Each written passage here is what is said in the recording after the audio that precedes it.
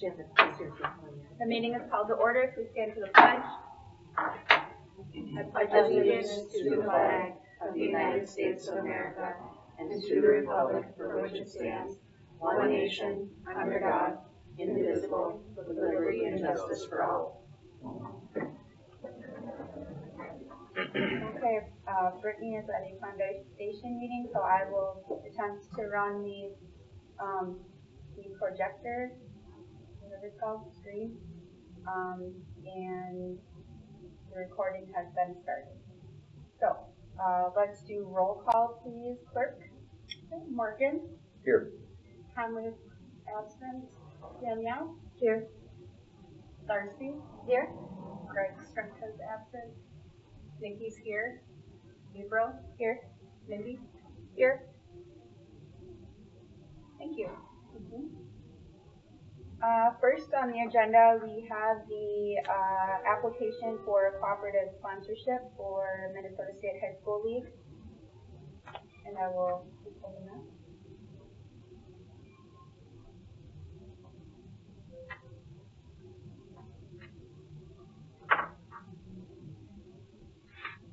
Terry, are you going to speak to this? I can speak to this. There is a student from Blair Taylor High School in Blair, Wisconsin, and he's looking for a place to co-op a school here. They have co-opted in the past with Winona. The MSHSL was familiar with this school, and Winona cut their co-op. And I'm going to guess, because it puts Winona up into AA, because they would take on half of that enrollment. And I'm going to guess that half would put Winona above the break point, whatever it is. So they have cut the co-op for Blair Taylor this year, and this kid was looking for a place to play, and it reached out to us down here. And being it was in Wisconsin, we weren't totally sure if that worked or not. But talking with the MSHSL, this school has co-opted in Minnesota for quite some time here, so it's no different than any other school that were to co-op. And it's just one kid who's got to get his own transportation to and from practice. And I think they worked something out with their school where he doesn't have a 7-hour, because it's quite a drive. I think it's 50 minutes to an hour for him to get here. So other than that, I don't know anything else about the kid, but that's the situation that they're in, looking for a place to play high school hockey. And that doesn't impact anything with our where we come. No, the cutoff is somewhere around, I think it's 1266 for us to go AA. And our enrollment per MSHSL is 346 right now, so you add another 80, we're at 426 or whatever it is. All right. I motion to approve if I can go ahead and do that. I'll second. Okay, any further discussion? And was it Darcy the seconded? Okay, those in favor of approving the cooperative, please say aye. Aye. Any opposed? All right, this passes. I will sign it.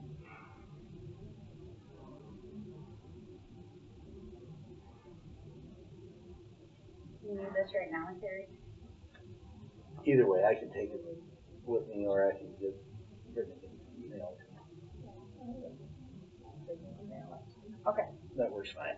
All right. Then you don't have to worry about anything. And you probably don't need me here for Nope, anything you're else. Awesome. Thank you I'd all. like thank you. Thank you, Terry. And the one thing that we will be doing with that cooperative is, like we were talking about with gymnastics, I've got a document for the families to sign if they're going to be driving here on their own, or if our kids are going to be driving somewhere else. I want a legal document saying we're not holding the district responsible if our kid gets in a car accident on the way. For sure. Yeah. And they will pay a fee for us too.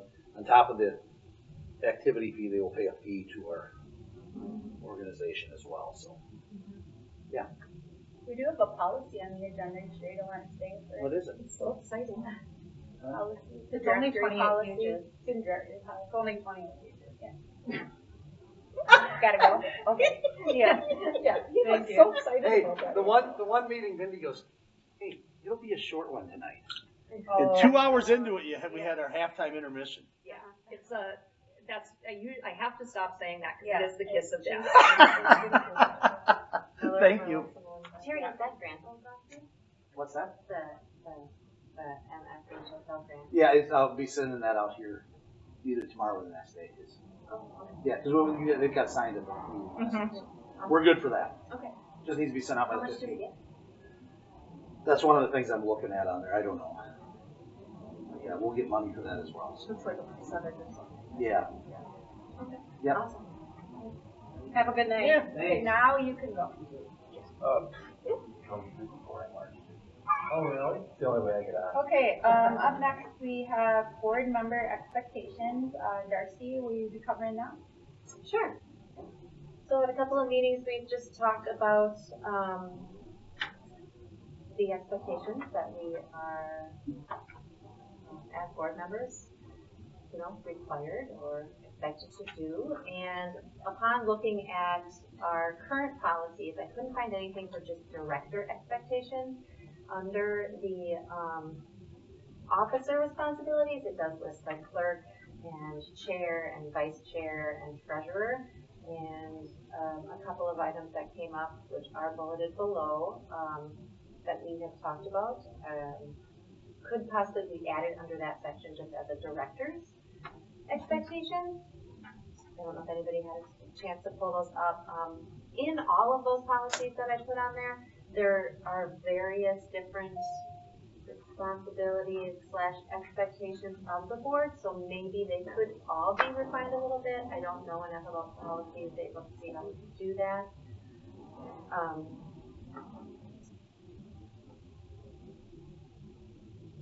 So I just wanted to put this on everybody's radar. So arrive on time. Everyone good with that one? Read through the materials before meeting. Send questions to Mindy or schedule a work session to get questions answered prior to the meeting. Anyone have concerns with that? Mindy, are you good with that one? Good with that? Yep. And that was actually just copied and pasted right from the MSBA guidelines and recommendations, just to arrive and be ready, and that was sort of what they were kind of listed under that. And that top one, Darcy, the top link to click on, the school board member superintendent leadership guidelines, this has a lot of really good stuff Yeah. in it too. Okay. Did you print it out just for you? Yeah, I just have it set here. I can. Well, it's all linked there. Everybody should be able to find it. Attend meetings for any committees that you're a part of. I think that's good, and I think if people have a consistent conflict with the time of that committee meeting, they need to find another board member to cover it. Okay.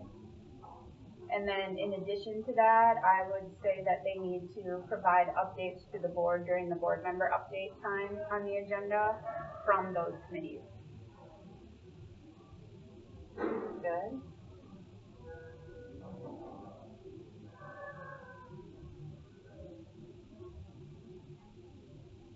Fill out necessary paperwork, surveys, and evaluations. Timely. So we add timely. Like A, fill them out, and B, try and fill them out. And then school board development. That's good. This was another thing that came right from MSBA. We had talked at some other trainings that we've been a part of making it, part of an expectation that you do further learn things. And just another part of board member development is, I went to the QCOMP meeting with Mindy. I learned so much, and so many of our own staff are willing to teach us the things that we don't know. We just need to find the time to sit down with them and learn more about how each of these work. And I do think that it's our responsibility as board members to know the stuff and to keep the answers. I would add a additional bullet, which is let Brittany know if you are unable to attend a board meeting. Because when 3 of us show up here and there's not a quorum and everyone's here, that's not a good use of everyone's time. If she knows ahead of time we're not going to have a quorum, we can reschedule before people make the trek here. So I think letting Brittany know if you're unable to attend a board meeting. Has that happened recently? Well, not the quorum part. We still had a quorum. Okay. But, yeah, she doesn't know if some board members will be here or not. And then it also helps her with setup too. She knows ahead of time. Yeah. We aren't filming with empty spots.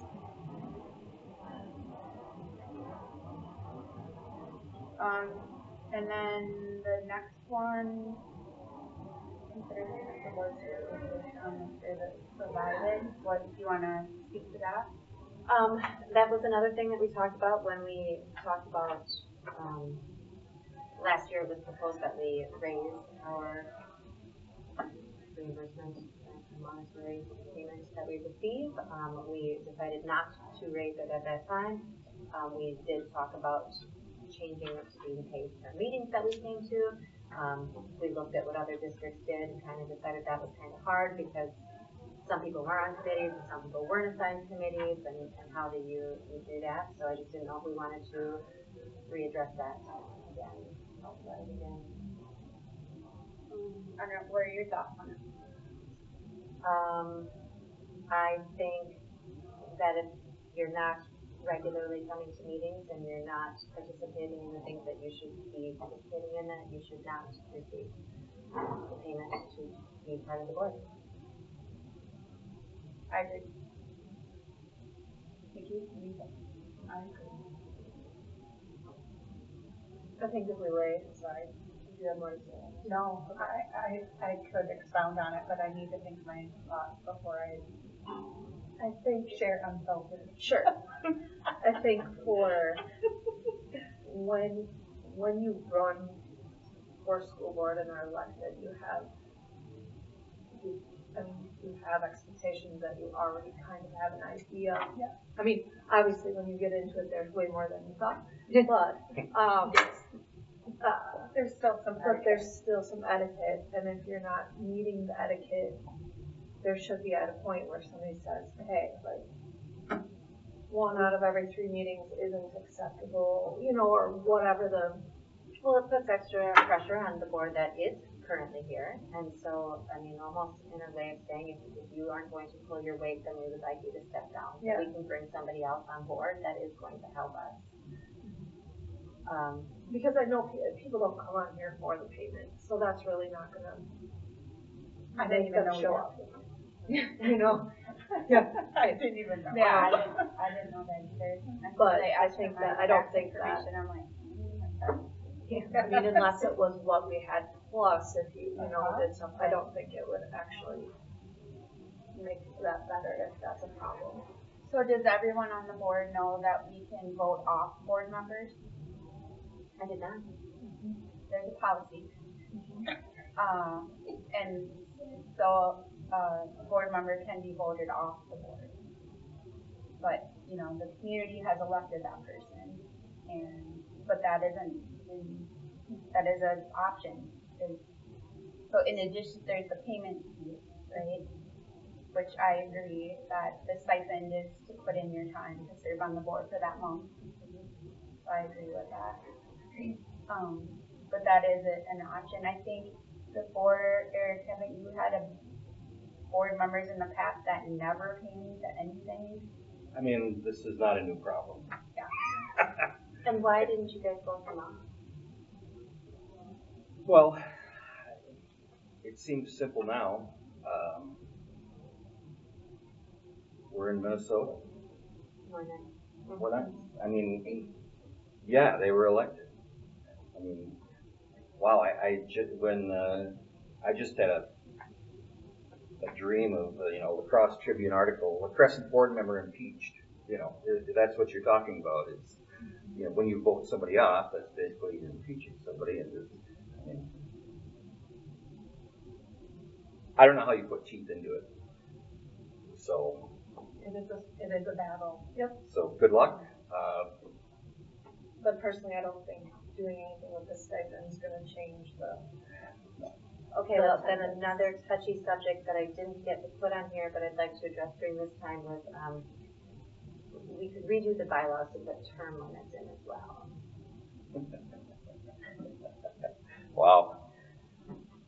You're going for all of I think term limits should be in Congress as well.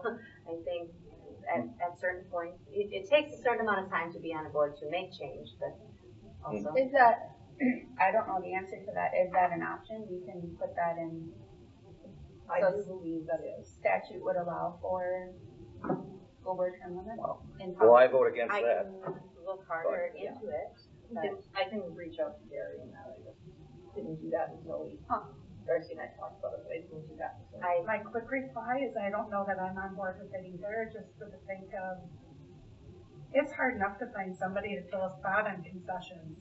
And now you're asking people to step up and start filling in seats that do have a considerable commitment that I think for the most part, I mean, we obviously know what that commitment is once we get in, but and there could be a clause that if we don't have enough people running, then you could run past your 3-4 terms, whatever it would be set at. We I don't think know there's those, seat limits, you don't know right? those sometimes till like the last minute if you have people. You could end up filling spots with just hot bodies, and I just don't. Are we able to put in a minimum, like you must attend this many meetings, like at least have that? And if they don't attend that many meetings, they're automatically, like that's on Not our allowed to run again. football board essentially, that for our youth football board, it's like if you do not consecutively come 3 times, then you consider. Yeah, we have that in our Like no softball bylaws too. So maybe look at changing that a little bit, and, like in the 6-month period, you have, I just think Like of a a way performance because improvement plan or something. maybe to alleviate the term limits, like if somebody's here doing a really good job and the community is happy with them, I guess I just looked I don't at, wanna put out you know, someone who's doing a great job. somebody who was here for a very long amount of time and their kids were all, you know, grown and gone, and somebody else wanted to be involved and couldn't because that seat was continuously filled by that person for a very long time. Yeah, but the public is There's a elected vote in. members, exactly. So, okay, let's talk about the Agenda. stipend part first. I do agree that we should consider putting in stipend clause, maybe it has to go in the policy though. So, pardon me. Do you wanna maybe propose what that would look like? I mean, we take minutes so we know who's in attendance and who's not. We could say, you know, you were at this month's board meeting, you received your stipend, you weren't, you know.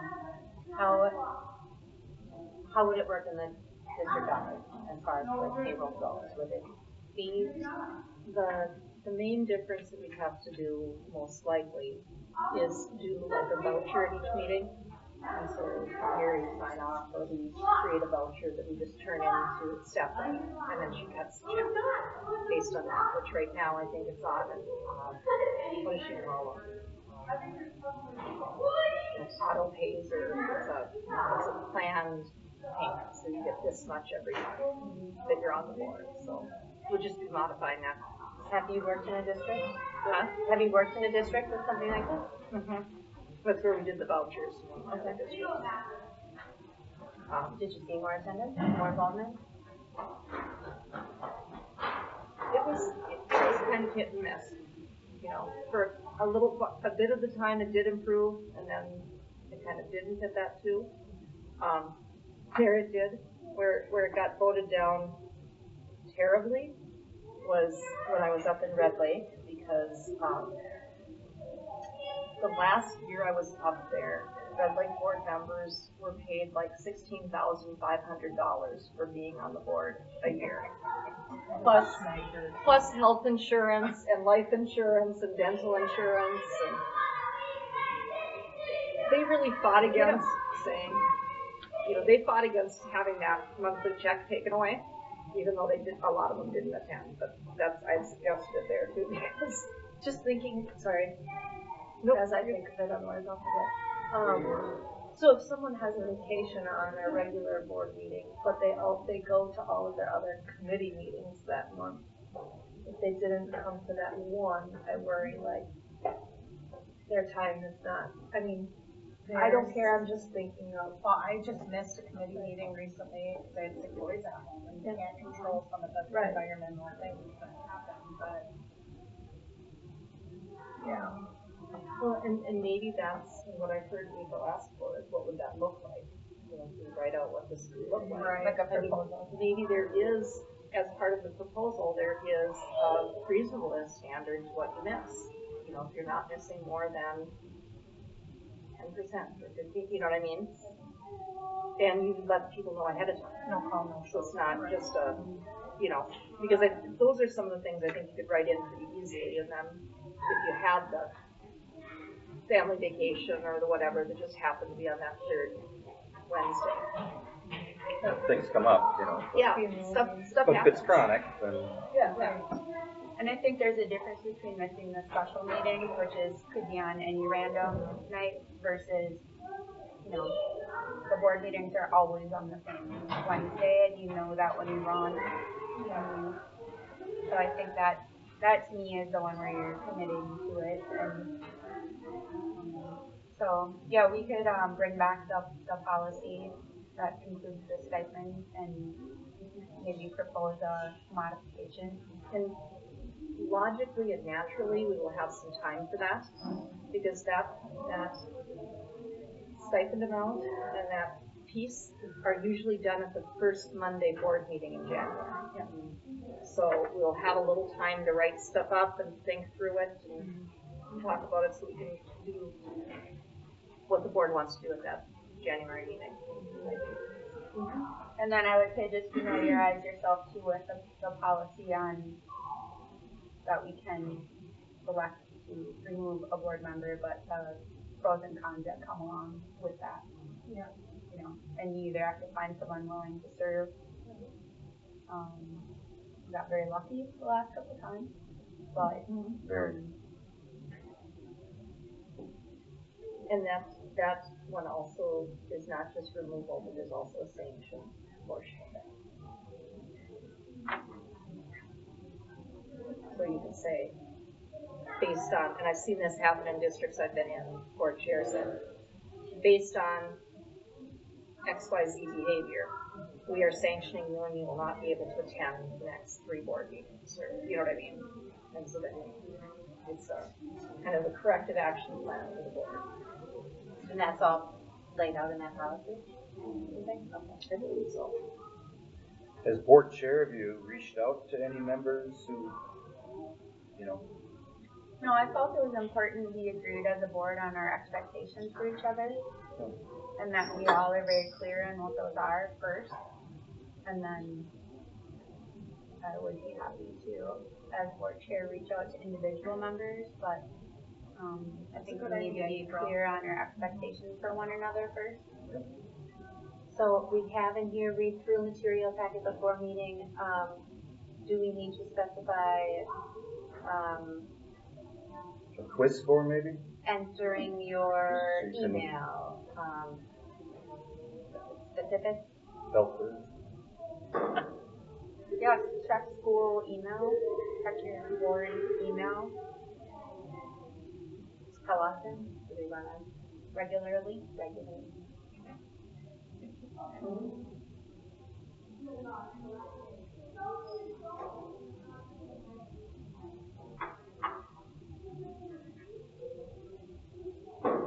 Anything else that others can think of that we would expect from Loyalty one another? pledge maybe?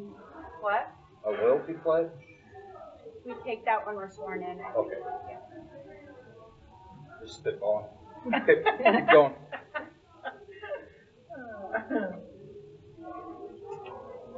Okay, do you want to finalize these? Darcy, Yeah, I will based on our edit based on what discussion? we've talked about tonight, yeah, and I can send that out to Brittany and Mindy, send out to everybody. Yep, and then we can put it Another on look over. for review at the November regular meeting. Yeah, I think we should put it on the regular board meeting for November. Okay. And Will we be adding it to a policy, that's in 202? we could link it to the policy. Okay. And we'll just title it director responsibility? Or do you want it to be titled board expectations? I like school board member expectations. Just like you have a title. Okay. Does anyone disagree? Nope, but I like it too. We don't have to like motion on this one, do we? To bring it back or anything? No. Discussion. Discussion, yeah. Thank you, Darcy, for putting this together. Erica, don't think your dad. Hey! Hey! I need you to be quiet. We're having a meeting up here, okay? Okay, tell the others. Thank you. Tell the others. Where are their parents? In the foundation meeting. They run around. So, okay, had a foundation meeting today, so they're back in John Stephen's room. Okay. Okay, and my favorite, I did another policy.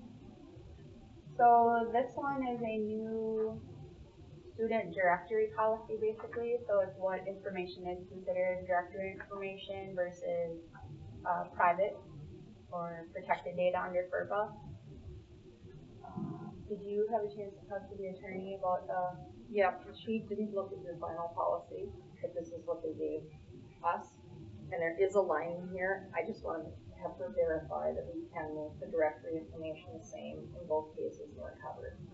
It does say that in here, so. Is this like a reading or is this a like? This is the first reading of an updated. So, I will draw your attention to this is directory information. So under federal law, this is considered directory information for students.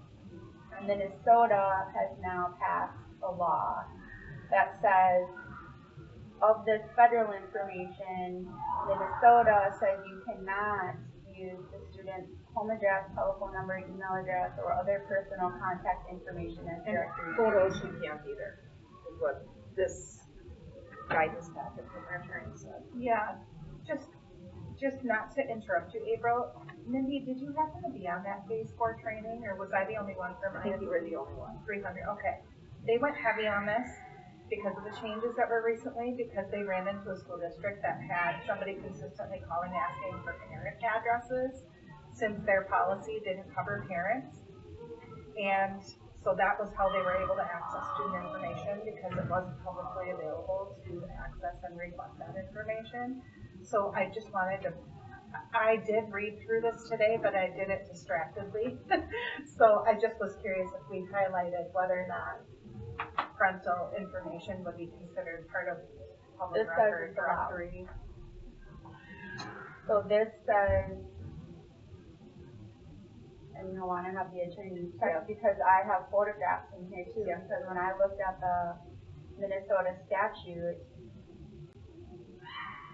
I don't know where my comments went on. Yeah, I saw comments one time I looked in there, and then I looked in another time and I couldn't find the comments. I didn't see them when I looked at it today. Yeah, it should have comments on it. So one of the pieces on this sheet, so direct quote from here, and this is what April said before, I think. It talks about in Minnesota what's properly designated as directory information, and that constitutes public data. And so, and then they talk, like April said, about FERPA and the federal guidelines, but then how the note is, however, as amended in the most recent legislative session, the Minnesota Government Data Practice Act prohibits schools from designating a student's home address, telephone numbers, email addresses, or other personal contact information as directory information, but allows the disclosure of contact information to the Minnesota Department of Education for federal reporting purposes. So that's, Yeah, we have that in, that's in here. according to the, that's the main thing to follow. But then it goes down and talks about The other piece I have here is, second title, school districts must provide public notice of the categories of information which is designated as directory information, and allow a reasonable period of time after the notice has been given for parents to inform the district that any or all of the information designated should not be released without the parents' prior consent. Well, we have to do that now, though. Yep, exactly, that's still in here. But the third piece is, and this is where I think you're talking about what we designate, is it says data concerning parents of students are private data on individuals, but may be treated as directory information if the same procedures are used by a school district to designate student data as directory Yeah, information. that's what I had in mind. That's the piece that you were talking about. Yep. And So so to I'm me, pretty that sure says we parent can. information is included in the directory unless they've opted out. And so, And then you just mentioned that it has to be, there still has to be another check with parent guardian, somebody before it's released anyway, right? No, that's for the private data, Oh, pardon me. not for directory information. Got it. But I didn't read anything that said photograph. yeah, and I know that was covered in the training that I was just at through our attorneys. So They that's the talked one we about need that to verify then, specifically. Yep. because if photograph is not directory information, then all of those Minnesota ed things where you have pictures of kids and any posts on Facebook and all of that cannot be done without specific consent then. Right.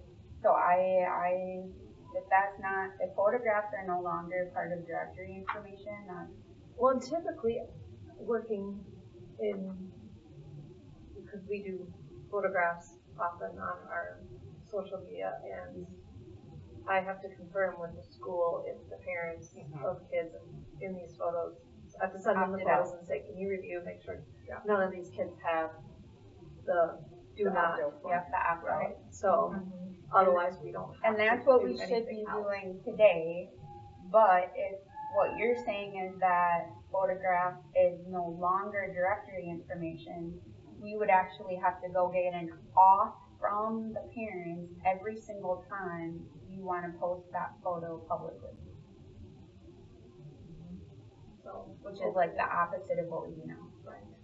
right, we get But I didn't read one anything. time a year thing. Right. I didn't read anything that said photograph, because it I don't says remember student's seeing home anything. address, telephone number, email address, or other personal contact information. So let's confirm that. Yeah. Perfect. And then the other piece that this was causing questions about is, can we release information to law enforcement? So law enforcement comes in, needs to speak with a student for whatever reason. Are we able to give law enforcement that student's parent's name, contact information, address? And so there is a section in here about law enforcement where we are allowed, let me find it.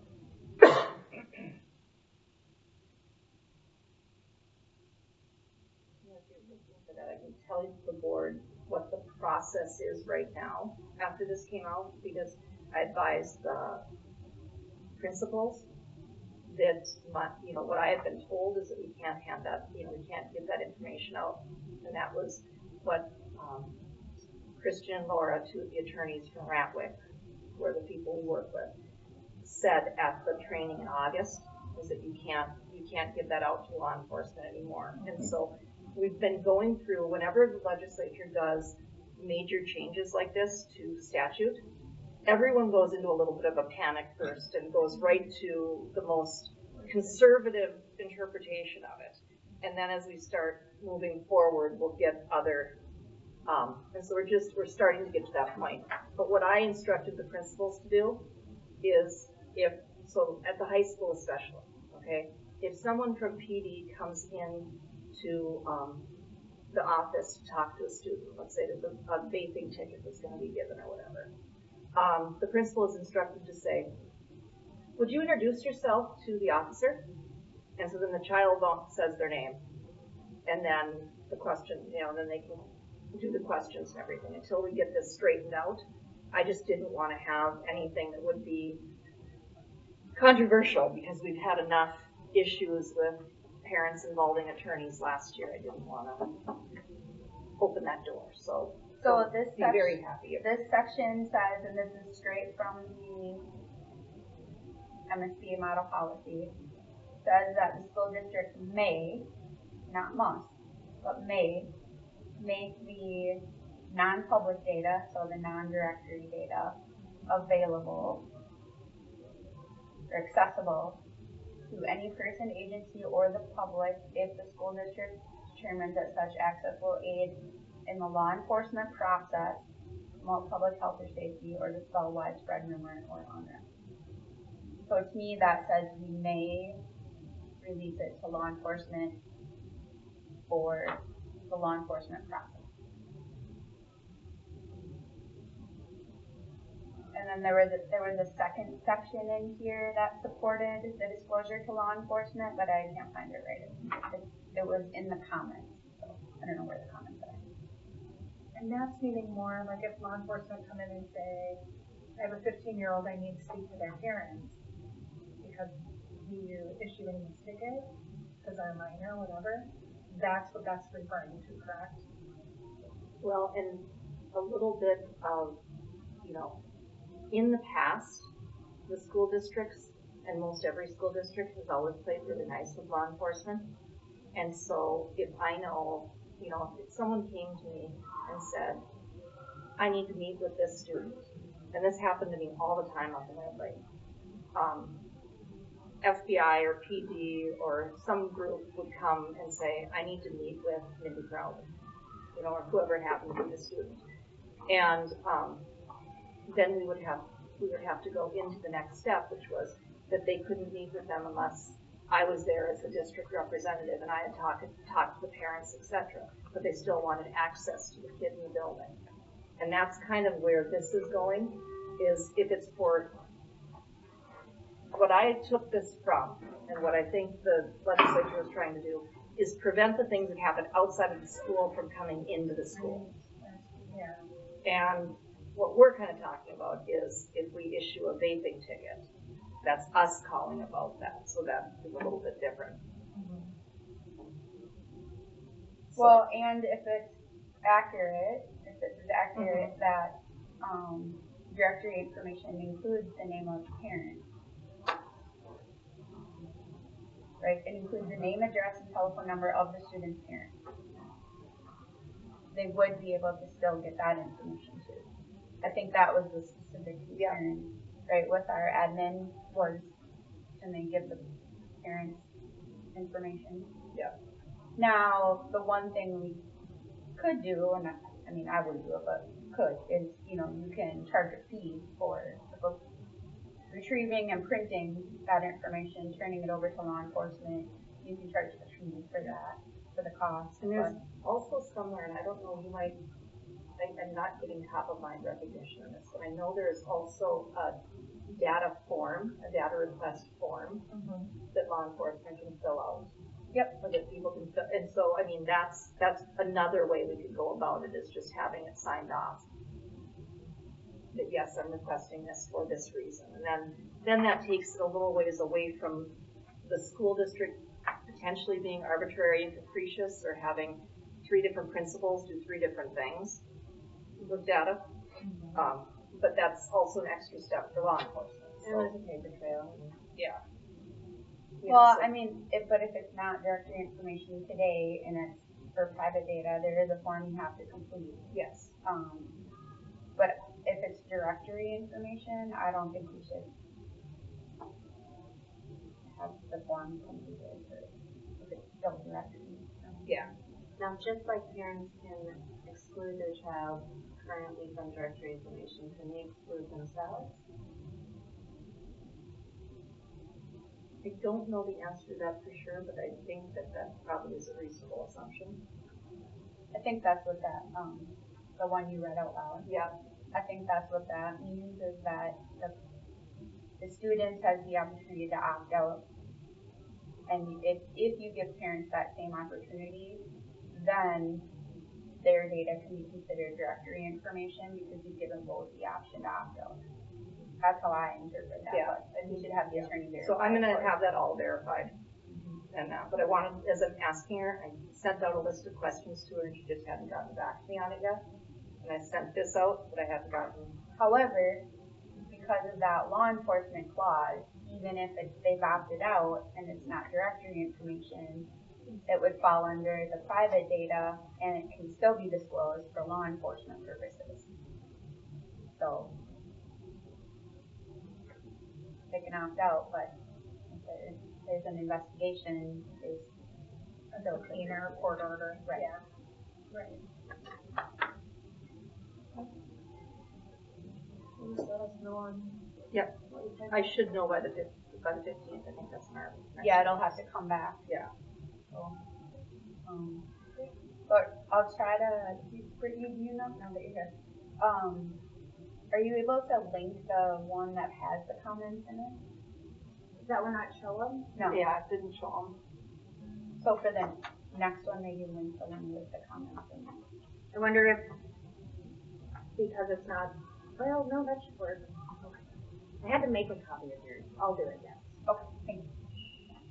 Oh, that's probably it. If you had to make a copy and then link it here, whenever you make a copy, it deletes all the comments. I found out that the hard way. Do you want to take a look at those now though, April? I have them pulled up on my screen.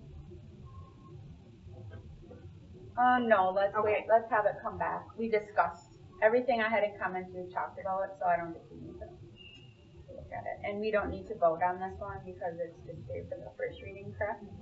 Yep. I move to adjourn? A second. Okay, we are adjourned. So that, who is it? Nikki? Me, Darcy. Darcy and Danielle. These records